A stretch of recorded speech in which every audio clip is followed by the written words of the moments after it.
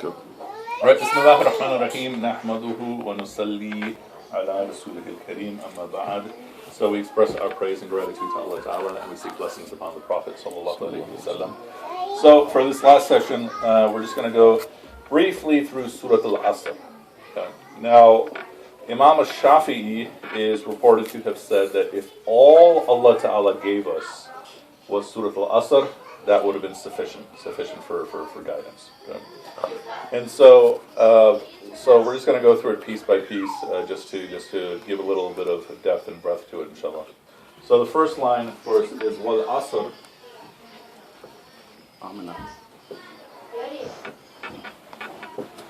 Okay.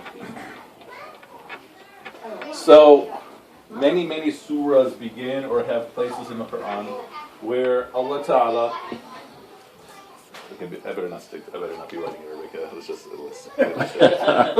Where Allah Ta'ala is swearing by something.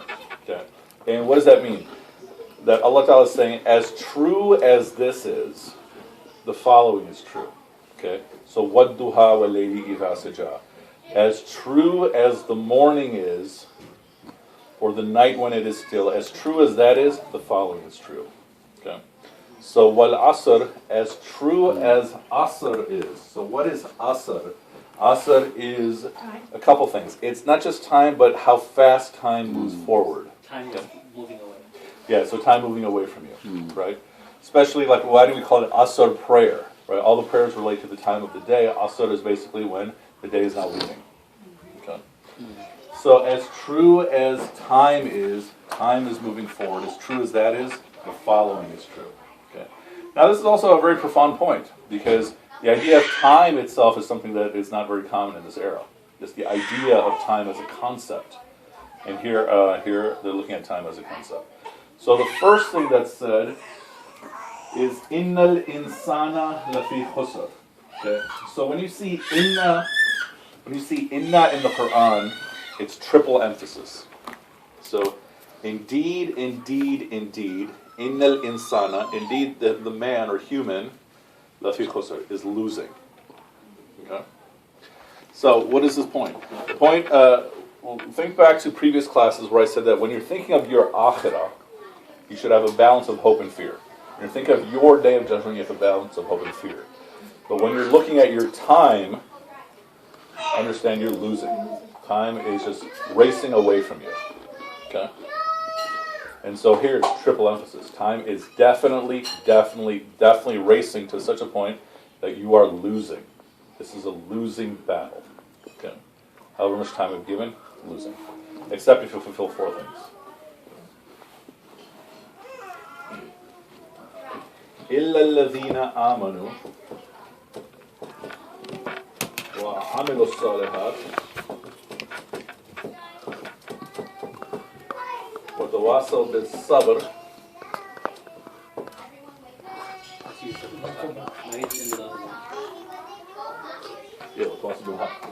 Yeah, I get it mixed up too. It didn't sound right. Mm-hmm.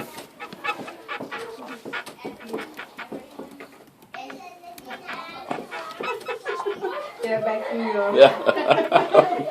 Ask him how it's correctly. Yeah. Okay. So amanu. So we're saying, except for those, little simple translation be except for those who believed, those who did right, those who enjoin truth, and those who enjoin perseverance.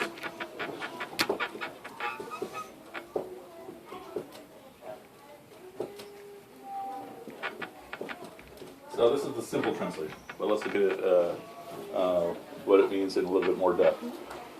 So, iman, that we commonly translate as belief, is not as simple as belief. When we speak of belief in our culture, what do we mean? I believe this is true, but I can't prove it. That's not what iman is. Iman is you have such a degree of security in it that people feel secure about being iman. This is iman. That you have trust in it, you have confidence in it, you have security in it. This is iman. So when you speak of belief in our tradition or in our American society, we're just talking about something intellectual. I believe this is true. I can't prove it to you. This is something much, much deeper that I'm confident. Okay? To the point I live my life according to it. Okay? I feel completely secure in it. You can say whatever you want against it. I'm secure in it. This is Iman. Okay? Amal salih. So those who do right. This is a better translation than those who do good. Okay? So some of you have heard my analogy. What's the difference between amal khayr versus amal salih? Doing good versus doing right. So the analogy, some of you have heard this from me before, is your boss tells you that, okay, I haven't given you this project. You have to do this project, and I'm going to collect it from you. 3 weeks goes by. Your boss comes back and says, okay, give me the project. Did you do the project? And you say, no, I didn't do the project. Instead, I noticed we have a lot of sick days, so I disinfected all the bathrooms. And so now we're going to have a decrease in sick days. Okay? I did a good deed. I did not do the right deed. Okay? So here, when we're saying, إِلَّا الَّذِينَ آمَنُوا وَعَمِلُوا الصَّالِحَاتِ, we're saying that you're doing right behavior. Where do you know what right behavior is? From Allah and the Prophet, peace be upon him. Okay? So what are we saying? That you have confidence in your belief, and you're obeying Allah and the Prophet, peace be upon him. That's what the second category is. Okay? Now, salih takes it a step further. Okay? Salih would simply be translated as good character when we say someone is salih. But it's good character that has such an impact that people start behaving well around you. That's the type of good character. So what we're saying is that the actions that we're supposed to obey Allah and the Prophet, peace be upon him, are actually improving the lot, not of your own self, but of the people around you too. Okay? So it has an effect on other people. These two are individual. Okay? This is me. Belief, it's a condition of my heart that affects my behavior, and I see it in my action. Why do you often see Iman and Amal Salihat together? Why do you see belief in your deeds always together so frequently in the Quran? Over and Cause over. and effect. You have to have one to have the other. Yeah. So what I do is going to tell you what I really believe. I can tell 1,000 people, including myself, I have full confidence in the Day of Judgment. My actions are going to reveal what I really believe. Okay? How I live my life will show you what I really believe. Okay? So Iman will give you Amal Salih, or Amal Salih will also reinforce your Iman. What does this mean? It means that, let's say I do have confidence and belief in Allah Ta'ala and everything that goes along with, but if I'm doing corrupt behavior, I'm going to weaken my Iman. Okay? So I'm doing upright behavior, which is this, it's going to strengthen my Iman too. So they also reinforce each other. Okay? This is an individual. Collective. You're pushing one another to truth, you're pushing one another to perseverance. So al-haq. You mean a number of different things that are called al-haq in our tradition. Truth. So it literally means truth or reality. Yeah. So what are some things that are named haq? Anything. The Day of Judgment will be. Even before the Day of Judgment, even easier. One of the names of Allah Ta'ala is al-haq. So what are you doing? You're calling people to Allah. Okay? You're turning people to Allah. And then all these other things, the Day of Judgment is haq. Right? The Quran is haq. Okay? The Prophet is haq. So what are you doing when you're calling people to truth? You're not just calling people to be honest. Okay? You're calling people to see reality for what it is. Okay? You're telling people that here is what's important in life. Okay? All the other things that you're concerned with, fine, but here's what's important. Okay? This is reality. For example, death is haq, right? That, okay, if I knew I was going to die in a week, for example, I know Ramadan's going to end in a week, less than a week, okay, it's going to affect how I'm going to organize my time, right? So the point here is that you're calling people to God, okay? You're calling people to straighten out their priorities. This, I think, is one of the big issues in our community, right? Calling people to really have their priorities straight, okay? And then to work to have your priorities straight, you have to persevere. Okay? That for me to live on haq, for me to do right, I do need to have sabr. Okay? Sabr in Arabic is different than sabr in Urdu. Sabr in Urdu is often patience.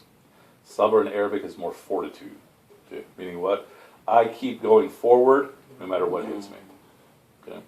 I don't break any rules. I keep going forward no matter what hits me. This is sabr in the Quran. Okay? Now, what do we often find with sabr? What's often paired with sabr? Salah. Right? So, wasta'inu bis-sabri was-salah. So, seek help from sabr and salah. What does sabr give me? Hope. Gives me hope, absolutely. I can't. If I don't have hope, I'm not going to be able to have sabr. And what else will sabr give me? Courage. Yeah, absolutely. So it's going to give me backbone. It's going to give me strength. Okay. So that will strengthen me in this. That will strengthen me in doing right, and it will also strengthen me in terms of standing up for haqq. Okay. But what is the overall point here? The overall point is that my clock is ticking. Right? Ali radiallahu anhu says, each and every one of us, you're just a series of days. Allah Ta'ala has made you this number of days. So whatever you do with the days is up to you. Okay. And so one by one, our days are getting knocked down. And so here the lesson is, it's a losing battle unless I'm doing these four. Okay. Individually, I'm strengthening my belief. I'm obeying more. Collectively, I'm calling others to God, calling others to get their priorities straight, and I'm calling others to persevere through whatever hits them. So this sums up the entire deen. Okay. And so, then there are other ayahs that basically expand on all this, which we can talk about later on. So the word tawaso, right? Tawaso, like a little more detail about what that kind of incurs. It's you're pushing each other, you're calling each other, you're pushing each other in a particular direction. So pushing each other true to God. So it's not merely, hey, you should believe in God, right? But caring about them.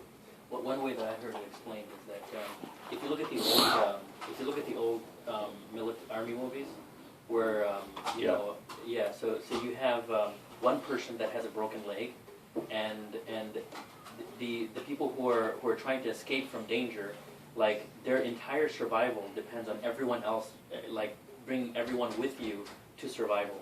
So they'll keep encouraging this person. They'll carry him on his shoulder. Everyone will work together towards getting to that end. So it's that you can't kind of practice in a shell that you're connected, and this need of feeling connected is what the tawasi is. So one other way that it was explained was that if you imagine that by the very nature we're all drowning. If the default, if you look at, and I know Omer will talk more about this, but if you look at exceptions to the rule, so the exceptions are usually, so the rule is everyone follows the rule and the exceptions are a few, right? And in this situation, the exceptions are the rule is everyone is failing and the exceptions are the few, right? And so the way that it was explained was that if you can imagine that everyone is drowning, and you're drowning, and you're actually in a state of sleep, right? And imagine that the first thing for you to survive, you have to open your eyes and you have to wake up from sleeping. Otherwise, you're gonna die, right? And so the first thing to do is to wake up. Once you wake up, you realize that there's certain maneuvers while you're drowning that will allow you to ascend, and there's certain maneuvers that allow you to descend. And if you're someone of reason, then you're gonna do only those things that allow you to ascend. Right, and so then that's exactly right. So then you do those first two things, and you come in and get a fresh of breath air. And as soon as you get a fresh of breath air, you realize that around your ankle is a chain, and attached to that chain is your cousin, or your uncle, or your wife, or your aunt, or your someone else that's also sleeping, right? And in order for you to survive, you have to wake them up and get them to wake up and do the same thing that you're doing, right? And so your survival and you achieving salvation means that everyone around you has to also achieve salvation. And you have to feel this level of connection to everyone around you. So that your survival is, if you don't wake these people up and convince them that they're drowning, and that they're not in the same mode of thinking as you are, then both you're going to drown and they're going to drown. So the entire premise of this is that you can't practice independently. You can't practice Islam independently. That your iman has to be a guidance for everyone around you, and you have to collectively do this together. Well, then it leads into the the issue which we see many times in the Quran about, at what point do we say, okay, we give up on people? You know what I'm saying? We have to, at a certain point to say, okay, we've done our part. You know what I'm saying? So, in Surah Al-Kahf when it talks about, would you make yourself ill? Kill yourself with sorrow, yeah. Right. To the point where, because you don't see the improvement in people around you. So you're still praying for I get the premise of it, but it can also be seen as, I guess. See, you never lose hope, I think, is the thing. Yeah, And lose the hope. concept behind that Yeah. is you never lose hope, because no one, if Nuh alayhi salam's qawm was going to be saved if they did X, Y, and Z, who was anyone else? And what crimes are unforgivable, right? What crimes against oneself and humanity are unforgivable, right? Even Pharaoh at the last moment, if he said shahada, he would have been forgiven, right? Or if he said before the last one. He says that at the last He moment. says that, I was going to say. Yeah. He said it in the last moment, and he was like, oh, it's too He did bad. it a moment before that. Yeah. So there's nothing that you never reach the point of no return. And that you have to have this attitude with everyone that salvation is achievable by everyone, and you have to never lose hope that this person has passed the point of no return. لا تقنطوا من رحمة الله. Nice. What does that mean?